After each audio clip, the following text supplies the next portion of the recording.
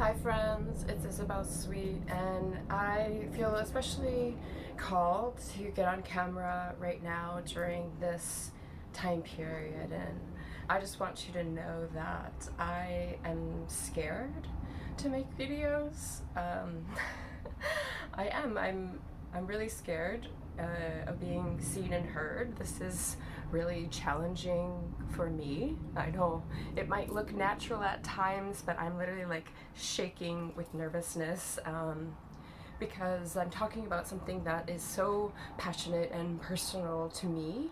Um, and but I think it's time and it's necessary. We are all um, we are quarantined, right? We're quarantined. We're at home. There's my little child self coming out.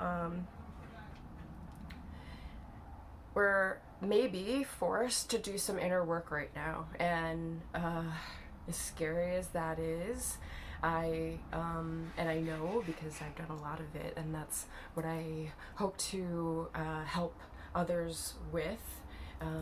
Is this inner child work. And if we just go back to the trauma, we go back to these memories, we got a lot of time right now, right? And so I know I'm going through old photographs and various things, and we're left with our thoughts. Our shit's gonna come up. And so I am wanting to start sharing some of the tools from my book with everyone. So this scared feeling that my inner child is experiencing, uh, you know, the way to heal these traumas, as everybody knows, is with love. But what does that look like exactly?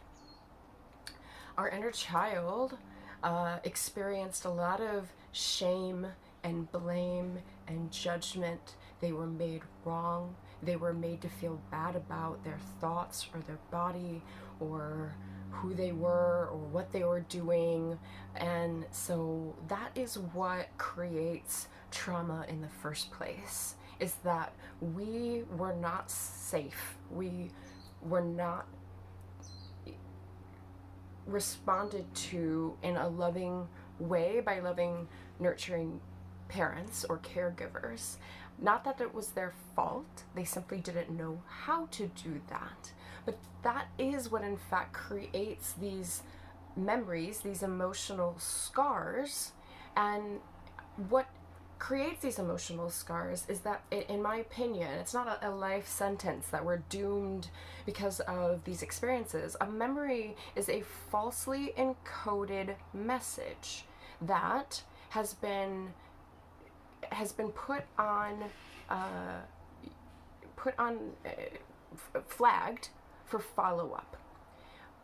There's a lot of stuff that we simply don't remember because they weren't highly emotional experiences causing us a lot of pain. I genuinely believe that these highly emotional, triggering experiences were set there for us to actually do some work around it, which is why they might be showing up right now.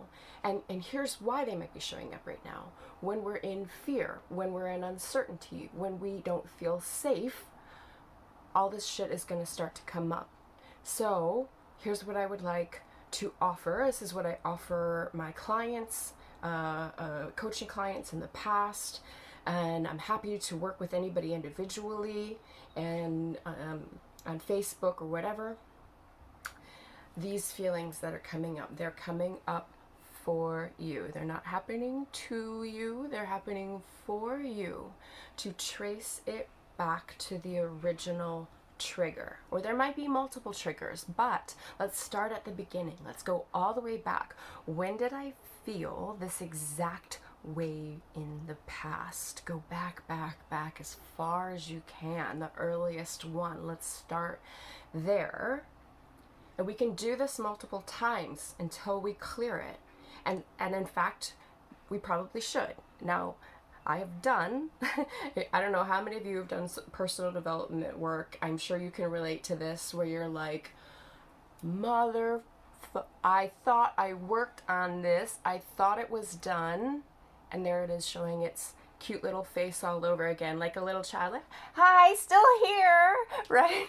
And they're like, okay, honey, we have to respond with love. Okay, I thought I worked on you.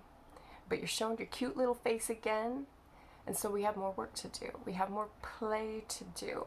Clearly we didn't get to the root, all of the root of the story, because it becomes so webbed with who we are as a person.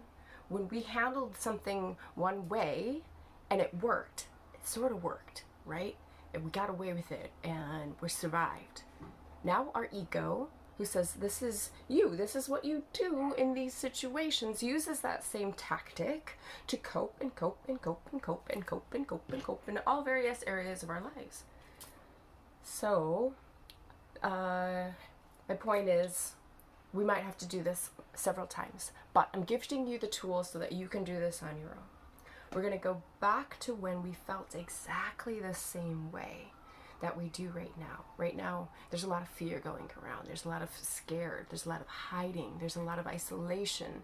There's a lot of not showing up as our genuine selves, you know? So we're going to find that early memory. Now, I want you to go back and you can experience that memory. Just know you can experience it from a distance. You don't have to be that inner child again, although you can. You can experience it, but I want you to play the regular memory. How old were you? Who was in the scene? What was going on? Now, in your mind, with your current, wise, beautiful, loving self, you can show up in that memory. I want you to stand behind your inner child, stand behind your child self in that moment. And I want you to do what you wish would have happened in that moment. You can yell, you can scream, you can run away, you can do whatever you want. You can be the guiding, supportive, loving parent for your inner child, or better yet, give them permission to do it. Give them the ability to scream and use their voice and share, like, change that memory. We're always doing it in the now. So when we re-experience that memory in the now, we can do whatever we want with it. So we have the choice to keep letting it traumatize us, keep letting it affect other aspects of our life, or we can tell a new story. It's as simple as that. We can get in that memory and speak our truth to the perpetrator of our story. Parent, bully, brother, sister, who doesn't matter, uncle. We can tell a new story in our now moment, and we can fix or change how we felt about it. Now, I would take it a step further. I want you to become that inner child with all of your fears, all of your worries, all of your insecurities. Really become that inner child. Feel what it feels like to be them.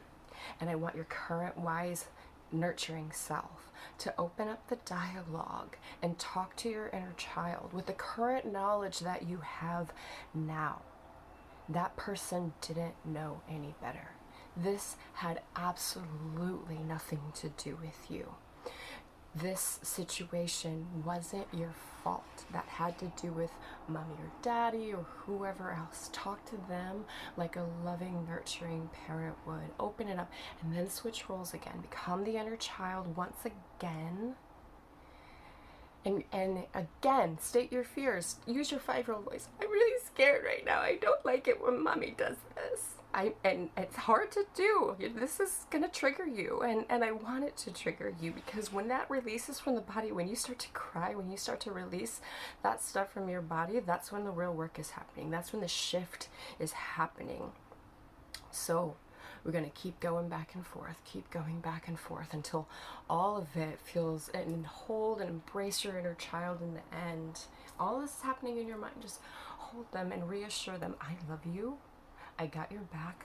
We're gonna get through this. We're gonna get through all of this. I'm here to protect you and guide you and love you and carry you through. So that is my offering for today. As all this stuff is happening, I'm gonna post a new video every day. Just know I'm with you. I'm scared too. We got this. We're gonna get through this. We're all gonna get through this.